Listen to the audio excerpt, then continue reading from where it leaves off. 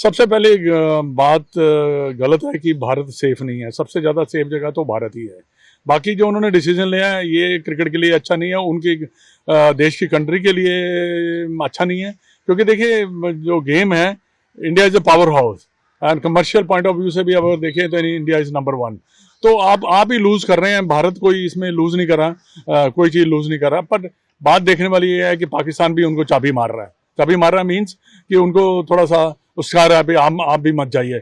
इसमें नुकसान किसका है? बांग्लादेश तो खेलेगी ही नहीं और पाकिस्तान खेलेगा 2020 वर्ल्ड कप में, तो नुकसान किसका? बांग्लादेश का होगा। अगर देखिए आपने ये शुरू कर दिया कि हम नहीं खेलेंगे, आने वाले जो सीरीज होगी उसमें भी आईसीसी कह सकता है कि हम नहीं आपको पार्टिसिपेट करने दें। बड़ा इवेंट है जो वर्ल्ड कप का हो रहा था, वो उसमें आपने हिस्सा नहीं लिया। तो इसमें जितना भी नुकसान हो रहा है वो बांग्लादेश का ही होगा। India is not going to lose anything. जब आईसीसी ने डिसीजन ले लिया है 14 और वोटिंग में से 2 ही वोट आपको अगर मिले हैं, वो भी पाकिस्तान का, तो ये कोई दर्शाता नहीं है कि आप ऐसा डिसीजन लें। तो कुछ देखिए, आप प्लेयरों के बारे में भी सोचिए। ठीक है, आप प्लेयरों के बारे में सोचना बड़ा जरूरी इसलिए है कि उनके लिए, कई प्लेयरों के लिए तो ये हो सकता है कि लास्ट वर्ल्ड कप ही हो। भारत में कौन नहीं खेलना चाहता? सारे खेलना चाहते हैं। अभी ये जब भी कभी 3, 5, 4, 6 सालों से मैं यही देख रहा हूँ कि क्रिकेट में जो है ना, इतनी ज्यादा पॉलिटिक्स हो गई है।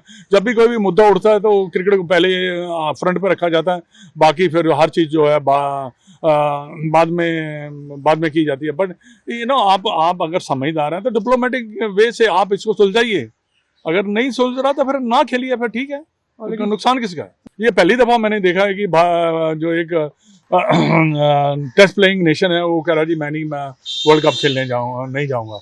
ये कभी पहले ऐसा नहीं हुआ, बट ये उनका अपना डिसीजन है। दे माइट सफर। देखिए, पैसों के बगैर गेम चलती भी नहीं है।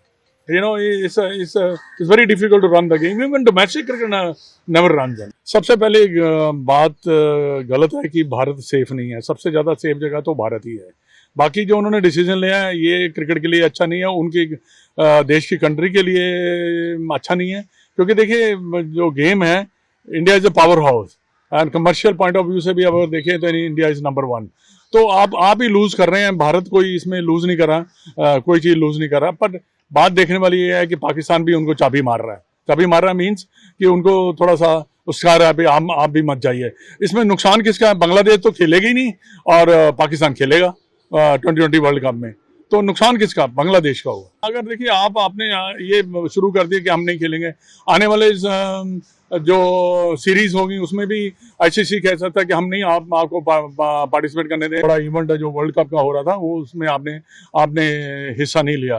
तो इसमें जितना भी नुकसान हो रहा है वो बांग्लादेश का ही होगा। India is not going to lose anything.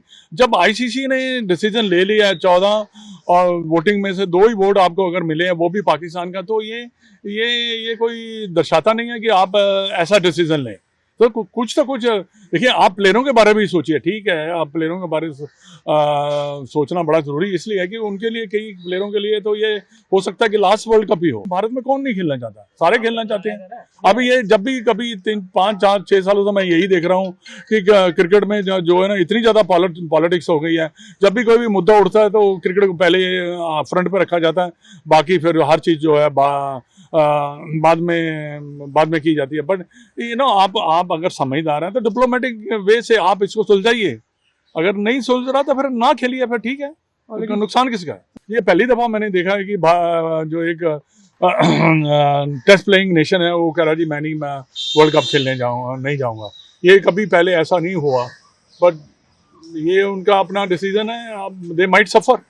देखिए, पैसों के बगैर गेम चलती भी नहीं है। It's very difficult to run the game. Even domestic cricket never runs.